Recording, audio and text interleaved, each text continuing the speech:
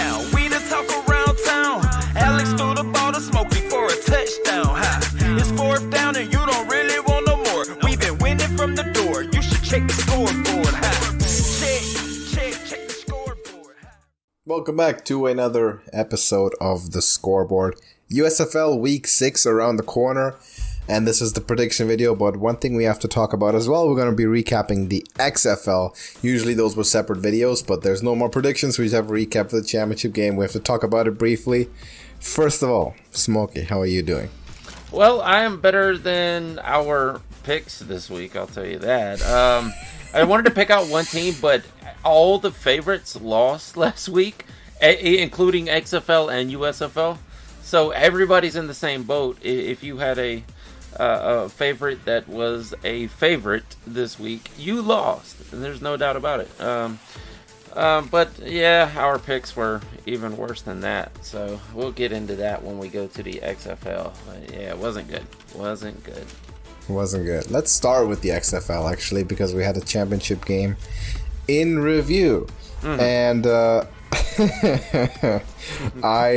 I'll say this, I enjoyed the game. I liked watching it. It was fun. Yeah. It was a fun game for many reasons. Yeah. What do you have to say? Well, as a fan of Luis Perez, this was a great game. It was wonderful. He was on fire. 288 yards, 3 touchdowns, 0 interceptions. This guy was great. I mean, there was no doubt about it. There was only one mistake, in my opinion, the whole time, and that was off of a bad snap. Luis Perez had a wonderful game. Letty Brown had a wonderful game. Well, 1 touchdown. I was thinking he had 2, but it was actually 1 touchdown. The whole running back crew, Davion Smith, like they were on fire. No doubt about it. Tyler Vaughn, Sal Cannella, Letty Brown in the receiving game also. They just dominated. Now, there was one point in the third quarter where I thought, okay, well, here's the point where DC comes back on them, right? Like, they're going to pull this off. DC has to win, right? No, they could not do it because every time they would get close, Arlington would answer with another touchdown. Abram Smith had a great game, had a wonderful game. There was some giant runs. But, yeah, in the end, it makes people mad. It makes people really mad that a team that only won 4 games in the regular season won. However, this was just a case of running into a buzzsaw, in my opinion. I think the Renegades were peaking at the right time. I actually told you that on the last XFL video we did, that they are peaking at the right time. This team is clicking. They finally got the right quarterback. This defense is humming. And the defenders probably thought it was going to be a cakewalk, and they were just going to walk right over them and take the championship, but they ran into a buzzsaw. This happens a lot in football, and it happened here, and the defenders just let the game get away from them earlier, and they could not catch up in the third quarter, and by the end of this game, Arlington had pulled away enough to where it was impossible. I think the Renegades deserve this win, and if this entire team would have been together all season, they would have had a lot more than 4 wins. I think the right team won here. I mean, regardless of what people are complaining about, I still think the Renegades was the better team, especially on this day. I mean, obviously not through the regular season, but like I said, if this whole team had been together with Luis Perez fronting this team would have easily taken the best record in the entire league. But what do you think? They would have taken the best record in the South. They would have won the South. Yeah. I don't know if they would have gone 9-1, but they would have won the South. I love this. Obviously, I love this, right? Because I don't like DC. I don't like the Defenders. So this is a wonderful outcome for me. It's just the one team that no one expected. Like when we entered the playoffs, there's no shot the Renegades win. That's the only team that like just forget about it, right? Mm-hmm. They pulled it off, and that's great. Because we sat here all year, pretty much since week 3, and we said like, okay, whoever wins the North wins the league, right? That's what we thought. There's like you have Seattle, you have St. Louis, and you have DC. One of those 3 teams, they're gonna win the whole. They're gonna win the whole thing. And then Houston, if they have a good day and a defense, maybe okay, because they were locked to win the South. No one expected the Renegades. I love the outcome because DC's been so hyped up. They've been very overrated by the voters when they came to Offensive Player of the Year. basically the entire USFL Pro Bowl, all USFL team, I guess. DC's been disproportionately represented because of obviously the team record, not because the individual players necessarily all were the best at their positions. So of course I love to see it's like Seattle losing the Super Bowl. It's awesome. It's great. It's fantastic. Thank you to the Arlington Renegades for not letting DC win. It was great. I loved it. And I say this to the people that are mad about the 4-6 team. Let them be mad, because it's not like they were gifted the win. It's not like they drew lotteries or something like, oh, worst team in the playoffs is gonna get the win. No, the defenders had it in their hand to do something about it. It's not like it was just a gift of God. They took it, and the defenders could have took it, and they didn't, because they're the better team. So it's clearly their responsibility to beat the worst team, right? So if you want to be mad at anyone, be mad at DC. If you think it devalues the league somehow, which I don't think it does at all. It helps the league. But don't be mad at the league or be mad at the Renegades for winning the game. They played fantastic. If you're up 17-0 after 3 drives, and then they turn it over in the red zone, and you throw 3 interceptions, Mr. XFL, yeah, right. I mean, what do you expect? I'm now changing the moniker. That is now Luis Perez's moniker, is Mr. XFL. Give it another season. We can't determine it yet, because we need another full season. Yeah. If he does it again like this next year, yeah, we can call him the preemptive Mr. XFL. Yeah, I'm still thinking that it's going to be McCarron though. He had a great season last year, but it happened to be in the USFL. The USFL. So, therefore... He can be Mr. Spring League for now. Yeah, absolutely. I'll give him for that. Now. Yeah. Until Alex Magoo has played a few more games. We'll see. Speaking of Alex Magoo, he's in the USFL, and we have a USFL week coming up. By the way, leave us your review or your opinions on this XFL final in the comments. Hopefully, we don't have a lot of Defenders fans listening to this, but if so, you know what? I do not feel bad for you one bit. I'm sorry, I do not feel bad for you. USFL week 6. We are halfway through the season, and man, I've been wrong about stuff before, right? There's a lot. You can scroll down very deep on my channel. I've been wrong about stuff, and pretty badly sometimes. Sometimes I've been right as well, right, but sometimes very wrong.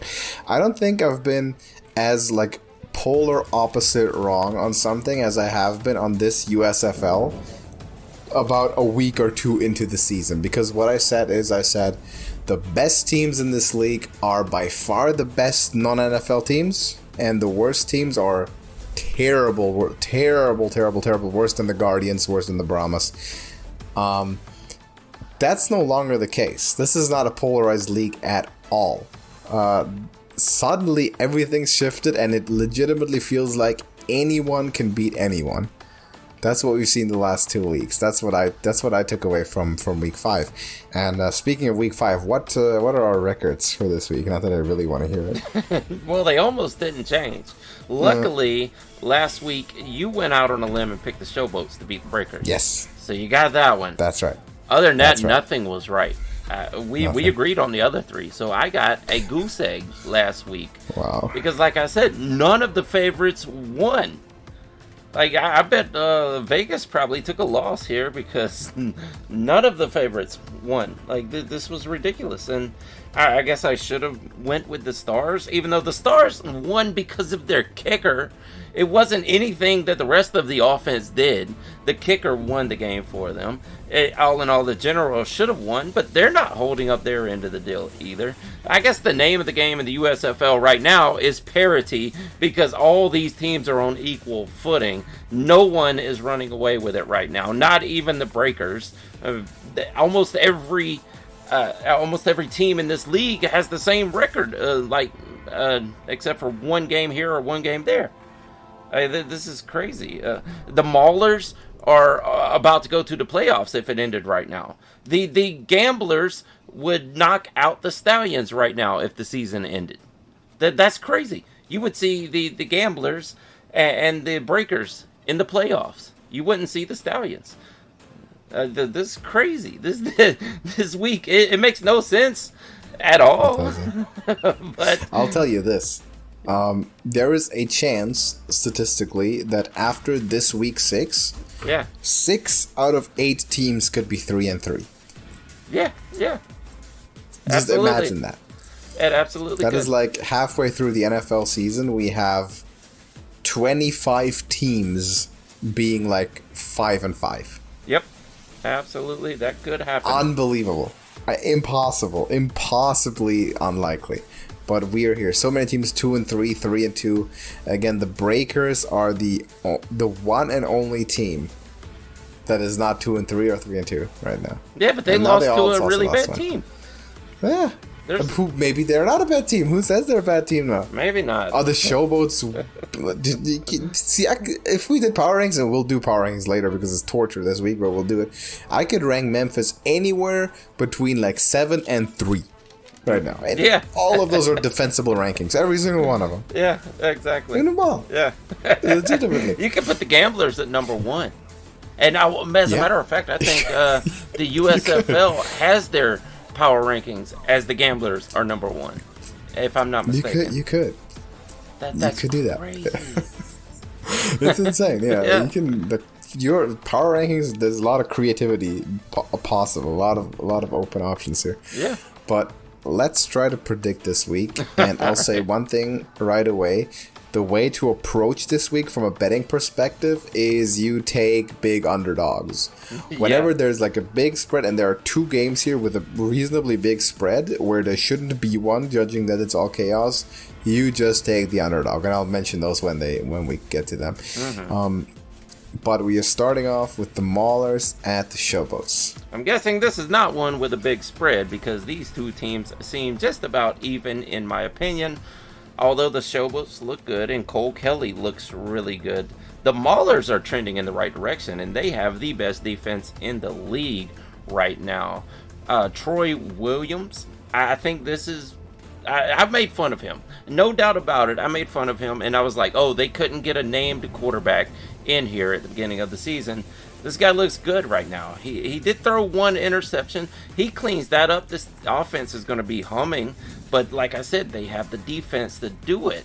That split backfield between Groshek and London is working for them right now. I mean, a lot of teams win that way. Just play powerful defense and a power run system, and you can do it. They got a few capable receivers out there.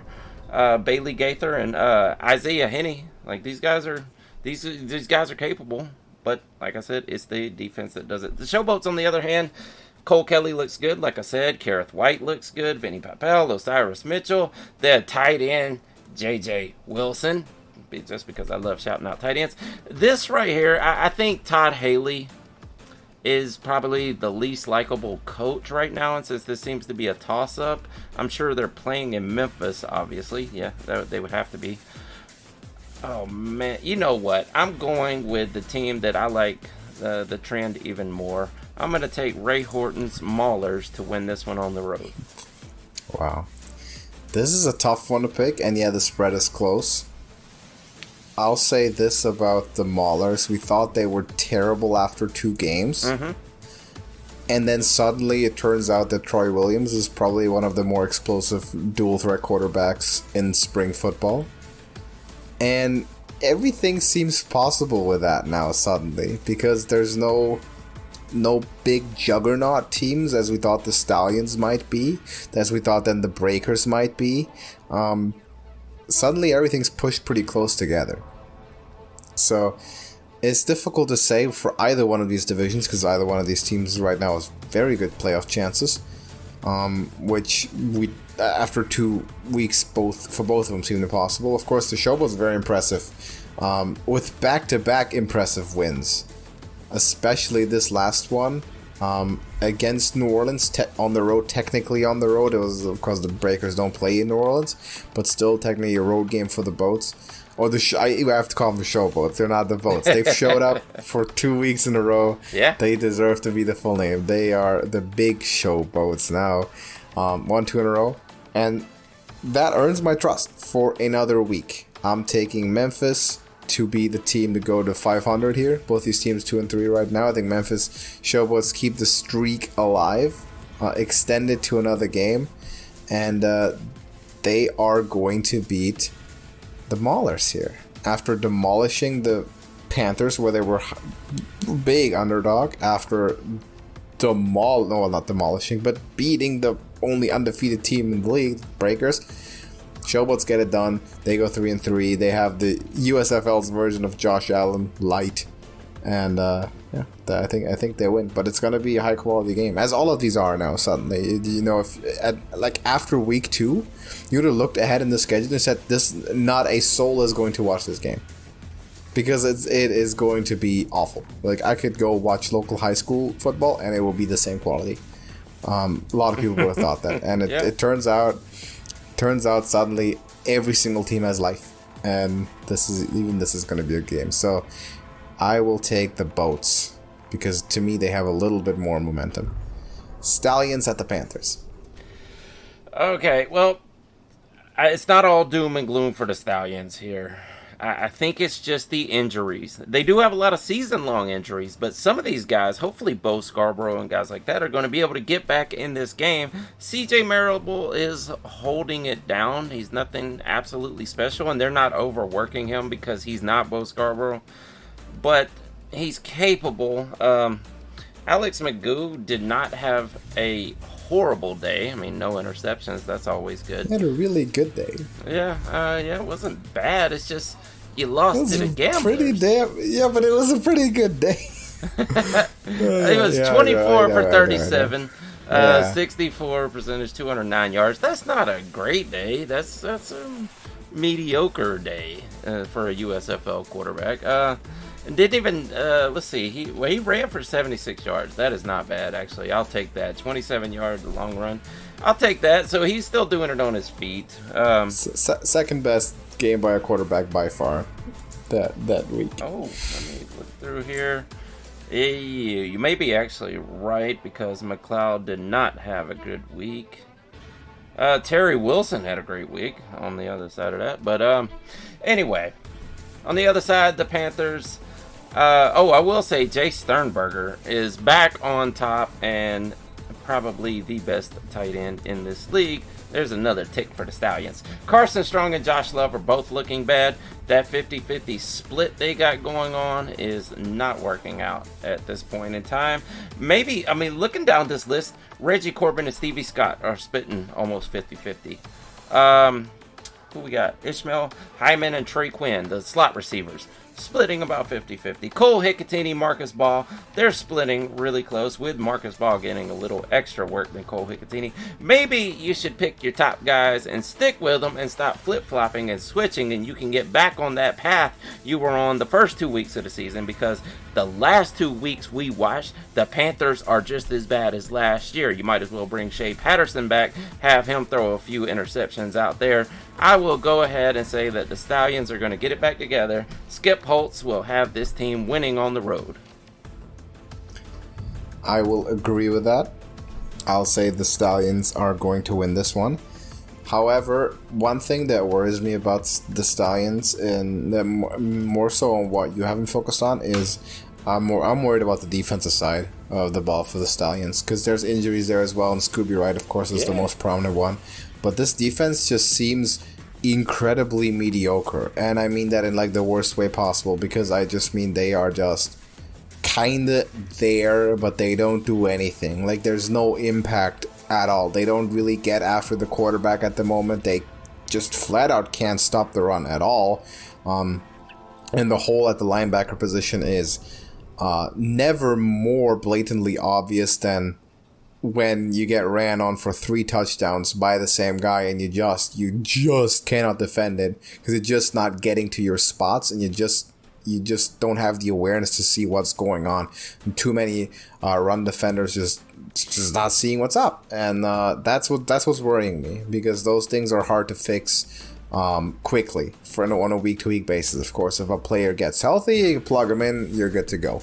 But those things are hard to fix. They're systematic issues, so the defense worries me. Offense doesn't worry me. I have the best quarterback in the league, who still had maybe the side of Troy Williams the best performance. Still, even if the Gamblers played well and Wilson obviously played well, I think McGould was the better quarterback in terms of the impact that he had. I think he had the better game. Of course, he didn't win, which I attribute more to defense than anything else because he played near flawlessly, I want to say.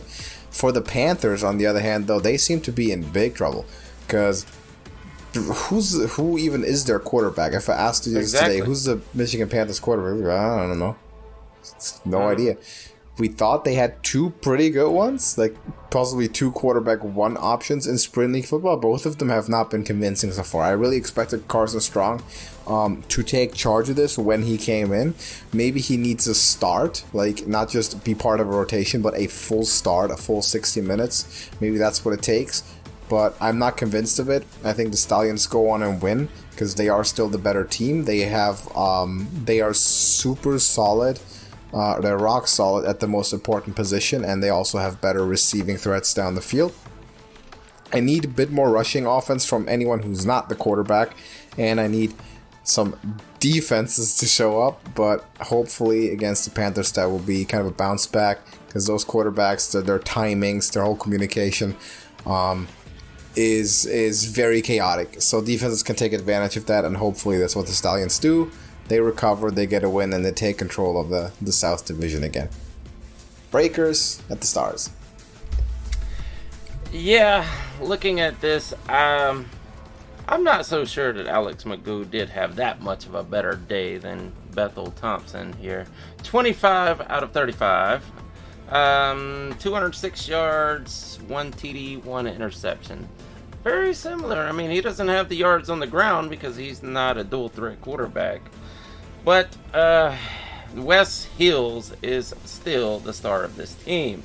14 attempts for 38 yards does not look good.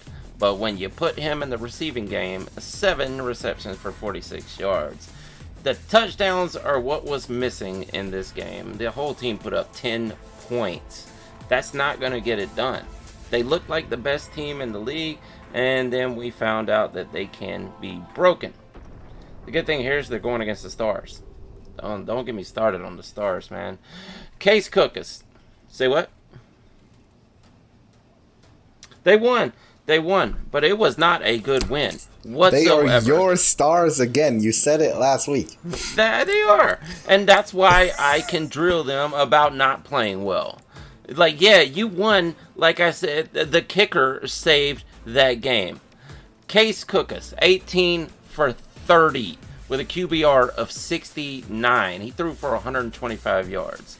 He is a dual threat quarterback, you say, so he must be doing something on the ground. 4 attempts for 21 yards. Like, that's okay for a pocket passer, but a dual threat, this is not hero ball that he's playing. He's playing scared ball. He's playing afraid ball. He's running for his life. Can you blame him, though? Because he gets hit 20 times a game. Yeah, I mean, I don't think this is all Case Cookers' fault. No, not at all. It's the offensive line's fault. They can't hold anyone. And like I said, the kicker saved them. I do not believe in the Stars at this point just because of that one win, because it was the kicker that did it. Man, so many weapons out there that just can't get the ball. Jordan Sewell, Corey Coleman, Pro Wells at tight end. There's the potential there with this offensive line. They're not going to win, especially against the Breakers. I'll take the Breakers on the road. Let's see. This is the tough one for me to really see, because I expected you to completely flip. I expected you to be big on the Stars, and like, no, that was not a good game. No. Wow. No. Okay, one fun fact I want to point out is this may well be the first professional football game in history where every single possession of a team ends by a kick of the same person. Luis Aguilar kicked 8 field goals and 3 punts in this game. Every single Philadelphia drive ended on his foot. And yes, he won the game, because it might also be the first professional game with 8 made field goals by the same guy. No doubt about it. He was on fire. There's no doubt about that. The MVP of the team for sure. Yeah, that game. I mean, sure. he received that. If a kicker ever received the game ball, he had a 56-yarder.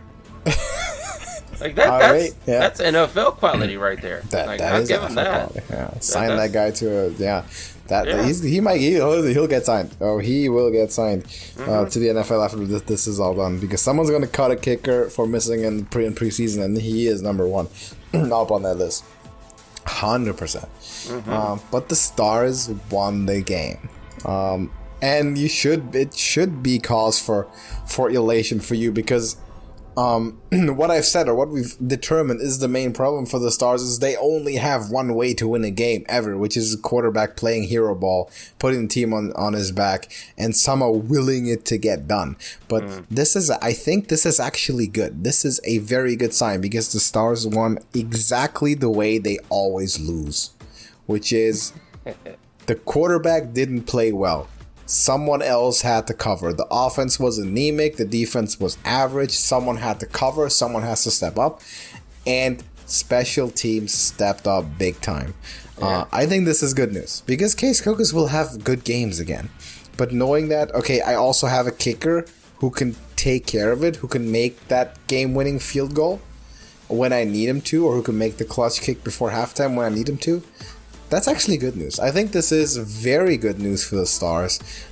So I expected you to be quite elated, especially considering they won against the Generals, division rival, which could be very important for the playoffs, seeing as that whole division is now 2-3.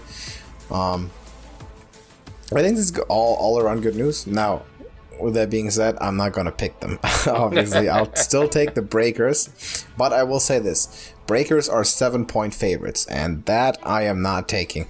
If we're betting the spread, I will take Philly 10 out of 10 times, because this league is too close for anyone to be favored by a touchdown, especially on the road. I think the Stars are going to catch some new life. I think Case Cookus is going to see, okay, I'm not doing this by myself. People can step up. This is a capable team, a capable special teams unit. And he's going to get better. He's not going to play like this all the time. And the Stars are going to be competitive. I think they still lose. It's Breakers so far. They've slipped up one time, but they did beat the Stallions. And they did go 4-0. And McLeod Bethel-Thompson has been one of the most consistent quarterbacks. And they've been good on the ground. They've been good all around. They've been the most solid team in the league for most of the season. So I will take them. But, it could be a lot worse. For the Stars, it could be a lot worse. I think this outcome was a good one. Generals at the Gamblers. I'll be excited when I see them win convincingly on the back of the quarterback. That's great. The kicker's good. Yes, he's really good. But you're not going to win a championship on the kicker. Either way. You want to ask Tom Brady about that? Well, yeah, you may have a point there. He had some Hungarian kickers that saved the day for him. Not just once, too. Yeah, exactly. Anyway, the Generals and the Gamblers. Now, here's a team that I'm actually feeling good about. There are two teams coming out of last week that I feel good about that I did not earlier in the season. That's the Maulers and the Gamblers right here. They're looking good. As a matter of fact, the Gamblers are. The Generals, not so much. You lost to a kicker and the Stars, which the Stars are having a bad time right now. Kyle Loletta is out there. That's a spring name quarterback. That's a spring league all-star legend. Spring league quarterback, if there ever was one, for sure. DeAndre Johnson did not finish the game, so it is what it is. Darius Victor and Trey Williams are splitting the backfield still. Alonzo Moore and Jamon Moore, the Moore brothers, they look good out there tag teaming side by side, but they couldn't get the job done. On the other hand, I have been waiting to talk about everybody's favorite neighbor, Terry Wilson. They need to leave Terry Wilson. They need to leave Terry Wilson in there. He needs to be the starting quarterback for the rest of the season, unless he just absolutely blows it and pulls what's a good name? Pulls a Josh Love or something like that. Mark Thompson. Jordan Tamu. How about Oh, come on. He was great all season until the championship. Oh, okay. Until it mattered, yeah. That's well, I don't know. I mean, he beat the Battlehawks twice, didn't he? Maybe he did. They should have thrown Yerra King out there. He did do that. Maybe. Yeah. I don't know. That's how the offense seemed better when he didn't have to do it in the red zone. It turns out he just throws picks when that happens. So maybe he needs someone to. It sounds like him in the USFL last year. Not much of an offensive player of the year, if you ask me. Can't score. I don't know. Anyway, back to the Gamblers. Who knew? I didn't even realize that Terry Wilson could scramble that well. Apparently he can. Like I said, I'm excited. Curtis Johnson has this team running, and they have a decent backup quarterback that should be the starter from now on. They don't use, or they didn't use a tight end this past week because Josh Peterson is nowhere to be found on the field. Maybe he's just blocking, but did not hear his name called at all, so disappointed about that. But other than that, I really like the direction this team is headed in. I will take the Houston Gamblers at home. I'll say this: I did not expect to lose to a backup quarterback this past weekend. Didn't expect it to happen. I don't know if the doom I spoke upon my defense is really what made the difference here, or if Wilson is just a really good quarterback that no one ever saw coming and is a starter from now on. There often is a good chance that it's somewhere in between some of both. Probably is the case. Either way, the Stallions should have won that game, and not for lack of trying. The offense really played well, but at the end of the day, couldn't really stop the Gamblers, and also put the ball on the ground one or two too many times. But that is neither here nor there. For the Gamblers, I'm a bit perplexed looking at the odds here, because this is technically the home game for Houston, but the Generals are favored by 1.5. The record says no. Recent games say no. Home field, even though it isn't in Houston, says no.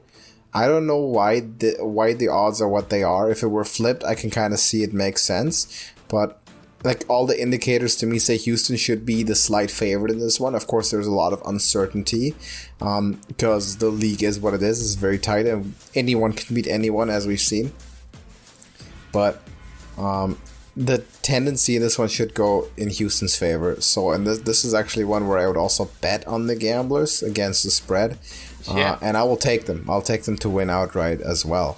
I think that the odds should be split. Houston minus 1.5 would be completely fine, I think. And those look like good odds, but these odds look polarized, and I don't know. Maybe there's some information that we're not privy to. I don't know, something that we don't know. These Generals just have a master plan or something, but they haven't been as convincing. Maybe they just consider strength of schedule, and the Generals have generally lost close games. Like they took the Breakers to almost overtime, lost by 1 score to the Stars, and when they win convincingly, whereas the Gamblers have been more volatile. Could be, but there's none of that would make me say the Generals should be favored here, so I will take the Gamblers to win the game as well.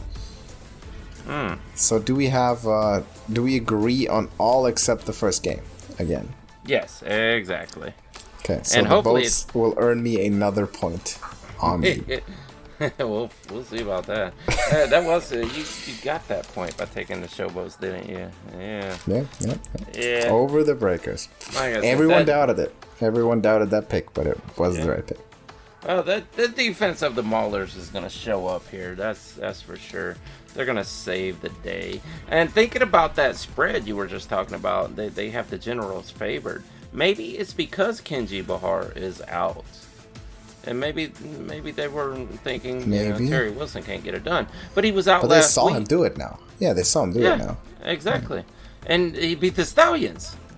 Yeah. That's a great defense. I know they have a lot of injuries, but that's a great defense. Yeah, that's not a known name. I trust in Terry Wilson. I liked the guy when he played at Kentucky. and all other 15 colleges that he played at. Like, I like him. He's a really good dude.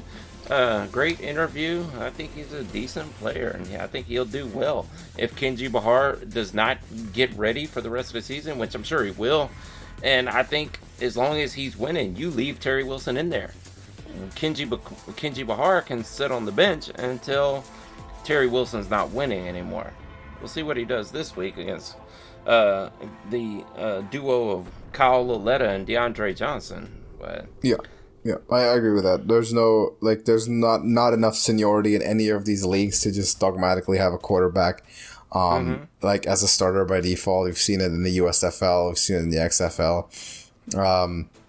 Players get replaced. They don't play well because there's just not that 10-year established starter as you'd see in the NFL, where you wouldn't you will never bench him. Like, doesn't matter. Like, for example, like look at Denver last week, right? Like they were not going to bench Russell Wilson, even though objectively they probably should have.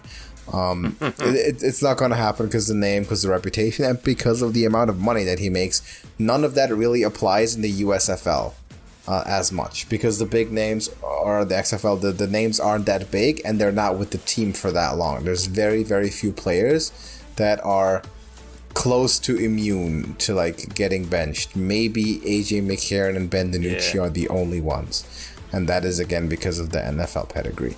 Well, speaking of the Broncos, they signed Ben DiNucci today. Wow, really? Yeah. I haven't heard that. Yeah. Oh, I like that. He if he gets to start at some point throughout the season, I would love that. Hey, I'm drafting Russell Wilson, so I'm hoping he doesn't get to start. But sometimes when you got these 2 and 3 QB leagues, you need a guy to, like Russell Wilson in the later rounds, to rebound for you. So I do not want to see Ben DiNucci taking over that spot. I'm hoping for it for multiple reasons. So number one is I don't really like Russell Wilson, and I hope he gets benched for someone ridiculous. And secondarily, that means no more DiNucci with the Sea Snakes. So that'll probably be a lot worse next year, which is good for the Battlehawks. And hopefully the league officials by then also understand the tie-breaking rules, so they don't incorrectly rig their games. I got two guesses on who starts for Seattle next season. It's for the Sea Dragons? Yeah. Who is it going to be? It's either Cooper Rush, which would be very funny because he's the Cowboys replacement, but or actually McLeod Bethel-Thompson from the Breakers. Why would he be with the Sea Snakes? Because they pay more. Maybe a little bit. Yeah. How about Russell Wilson for the Sea Dragons? How about that next year? Go back to Seattle, but for the Dragons. Go back to Seattle and go back to playing on the level you're at. That's funny. That will be funny. I would like to see that. Or Drew Lock as well. That's another like Seahawks backup for a while. Who, by the way, that is not like completely out of the ordinary, by the way, if that happened. That would be like an AJ McCarron story, and he certainly would be a superstar in the spring league, but I mean, that is not completely out of the question. He played college for Missouri, so he could go play for the Battlehawks. Oh, I wouldn't mind. If McCarron might still be there, actually. Yeah, unless McCarron decides to stay, Yeah, he might go to the NFL then and get paid finally, but I wouldn't mind. Drew Lock would be an instant fan favorite there. Yeah. Long-time starter from Mizzou, and very good as well. Maybe one of the best quarterbacks of that team's history. Oh yeah, I think so. Yeah. Absolutely. Yeah, he would be. He would be a hit. Oh, they now have the guy that bounced around all in high school. What's his name? He's got a Hispanic name, but he played for Miami last year. He's bounced around quite a few teams, but he's supposed to be good. I mean, people are predicting he will be better than Drew Lock. We'll see. Yeah, Drew Lock was. I mean, he was my number one quarterback in that draft. He didn't go number one, but he was good. Jake Garcia, by the way. Yeah, I like Drew Lock also. He was great in college, in my opinion. Yeah, that's fantastic. Never really got his shot in the NFL because he went to a Broncos team that kind of stunk. Mm-hmm. And then obviously he didn't perform in the very limited time that he was given, moved on. We expected him to kind of compete with Geno for the starting role in Seattle, but then turns out Smith had been there for 3 years and kind of knew the system. Mm-hmm. So he was more or less designated the starter when Russell Wilson left, and rightfully so, because he played really well. Put Drew Lock and Russell Wilson on the Sea Snakes and have them battle it out. Yeah, that'd be awesome. That's what I want to see. Yeah, never see. I mean, Drew Lock is kind of a possibility, but Earl never Thomas gonna happen. Too. Never gonna happen with Russell Wilson. No, I doubt it. Russell, he'll make more money from like a 10-second commercial. Yeah, exactly. For the whole year. Exactly. But still be fun to see. Do you have anything to add for the USFL for this week? No, I think that's it. Unless you want to do any power rankings or something. Oh, I said we would, right? Yeah. Let's do it. I'll let you start. All right. I mean, like I said, it's really, really hard, and you could just make up any order this week, and people will be like, "Yeah, that sounds about right." I'm gonna go with the Panthers at number 8. They do seem like the worst team in the league right now. Followed up by the Stars at number 7, because if your kicker has to win the games, I really don't believe in you yet. I think you may pull it together because Alex just gave me reason to believe, so hopefully. Generals at number 6. Showboats at number 5.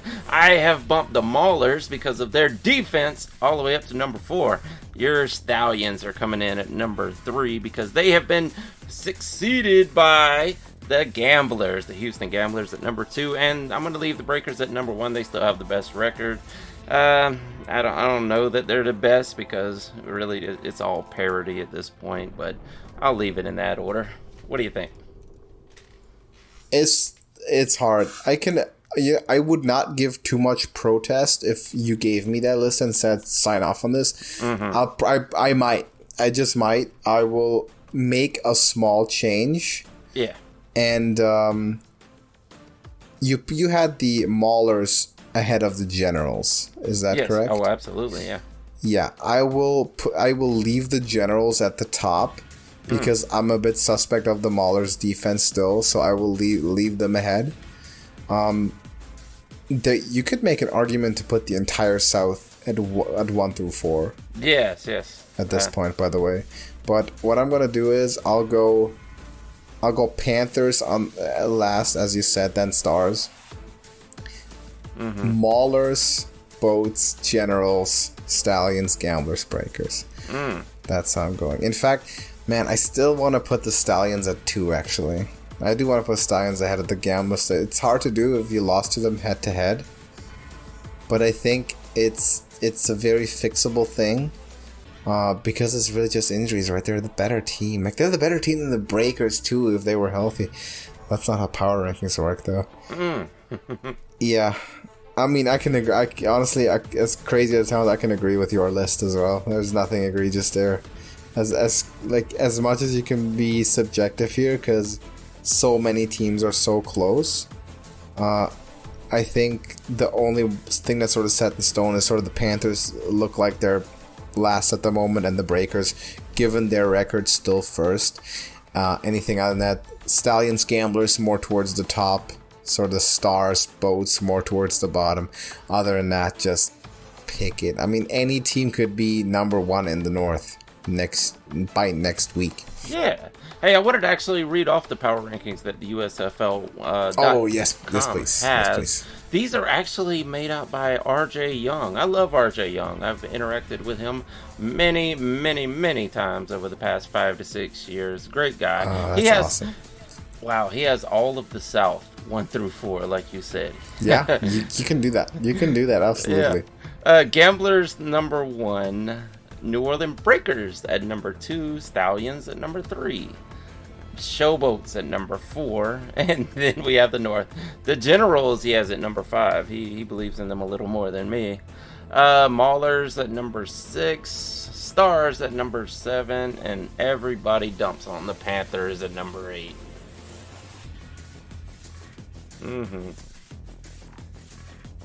It is crazy.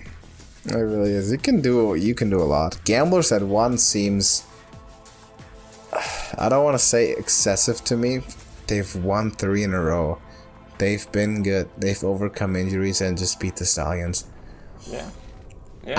After last week, it's not ridiculous either, because the Breakers lost pretty badly and they looked very, very boring and very mediocre in that game. Absolutely. Yeah, I mean, I can't dispute that ranking either. Like yours or this one, I can't dispute it. Yeah. There's just not enough numbers to support any big dispute. Wow. Yeah. I hope this week gives us some insight. I hope we'll get some kind of tendency established. But like I said, there's a possibility for 6 teams to be 3-3 after this. In which case, we don't know. They're gonna. I wonder what the tiebreakers look like here, because if we have so many teams, so even that we might get really deep in tiebreakers. Yeah, good in the question. USFL, the league better figure it out now. The league office better look into tiebreakers number 6 and 7 and 8 now. Don't wait till week 10 before it comes playoff time, because otherwise you're gonna have some confusion. Yeah, confusion going on. Yeah. But let us know your picks for this week, as difficult as they are. Maybe you can just pick freely as well, because there's not really much wrong to pick. And let us know what you think about these bets. I'm gonna make Stars +7, too big of a spread. Gamblers +1.5 should be flipped. I think those are good ones. The Stallions are favored by 5.5, which is a big spread, considering all teams are even. But they are playing the Panthers, who we kind of deem to be the worst of the 2 and 3 teams. And the Maulers Showboats is very close. Maulers by 2.5. I like the boats, but I'm not going to bet on them for that. So, yeah, I think we're going to see these odds probably get even tighter as we go. But we'll see what happens with this one. One thing that's also probably done for is our ambition of 75% prediction accuracy, huh? Maybe so after that one. Yeah. Unless we can pull it together and get really accurate from this point forward. Yeah, I don't know. This league's quickly becoming a coin flip. It's quickly becoming a 50% kind of league. Absolutely. The way that the last few weeks have been going, and has been treating us too well after a good start. But we'll see. Maybe we can recover. But yeah, let us know your picks if you agree with or disagree with anything power rankings wise. Alex Magoo still the MVP. Don't even need to debate it. Maybe week 7 or 8 we talk about that again when there's something to talk about. When Terry Wilson is in the running. No, next year at the earliest. Could be Troy happen. Williams, as a matter of fact. No, it cannot. There's Cole only Kelly. one answer. We'll do it next week. Next week, right. Lock me into that. Next week, USFL MVP will be a topic again. Do you have anything else No, that's it for this week. Alright then, let us know what you think. Drop us a like on the video, and we will see you in the next one. Deuces.